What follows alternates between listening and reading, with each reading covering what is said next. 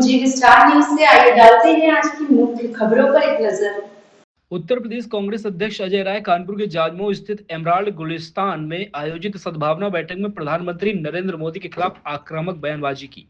बैठक के दौरान कार्यकर्ताओं के बीच बातचीत से नाराज होकर राय ने भड़कते हुए कहा कि लिख लेना मेरी बात, मैं चट्टान बनकर खड़ा हूं, मोदी को जमींदोज कर बनारस में दूंगा। राय ने कहा कि भाजपा सरकार का एक ही एजेंडा है, भाई भाई को लड़ाना और जाति धर्म के मुद्दे पर भटकाना। उन्होंने आरोप लगाया कि सरकार देश में ताने बाने को खराब कर रही है। सद्भावना बैठक के उद्देश्य आपसी एकता बढ़ाना बताते हुए उन्होंने कार्यकर्ताओं से कंधा मिलाकर चलने की अपील की है। बैठक के दौरान कार्यकर्ताओं द्वारा बीच में बात करने पर अजय राय ने नाराजगी जताते हुए कहा कि अगर सद्भावना रखना है तो मिलकर रहना होगा। उन्होंने प्रधानमंत्री पर निशाना साधते हुए एलपीजी सिलेंडर की कमी और हाल ही में रैलियों में व्यवस्थाओं को लेकर सवाल उठाए। उन्होंने कहा कि सिलेंडर व्यापारी होटल और शादियों में सिलेंडर नहीं मिल पा रहा। कल जेवर में मोदी जी उद्घाटन करने पहुंचे, वहां खाने का इंतजाम कैसे हुआ, सिलेंडर कहां से आया। इसके अलावा उन्होंने भाजपा पर पूरे देश को लूटने का आरोप लगाया।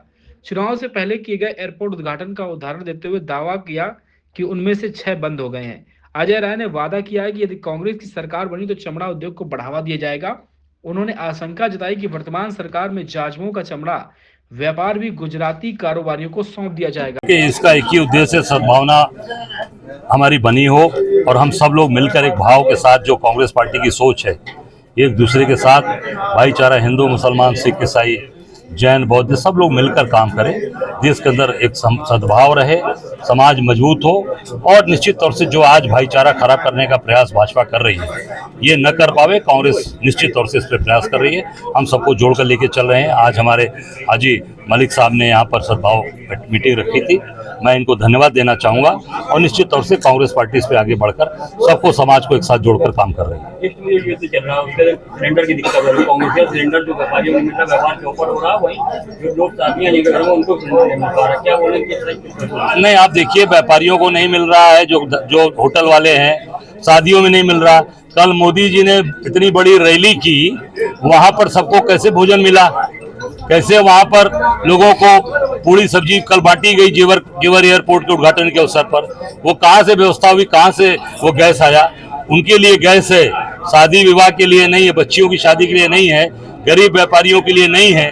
व्यापार जो ब्लैक में दे रहे हैं, या फिर मोदी जी आज सारा का सारा आप दिखा रहे हैं केवल। मैं समझता हूं कि जो आपने वहां इतना बड़ा आयोजन किया, उसमें गैस कहां से आया, इसका जवाब जरूर जानना चाहता हूं। एयरपोर्ट की बात करी, उसी एयरपोर्ट से भाजपा का बयान आया था कि यहाँ पर लोगों ने लूटने काम किया।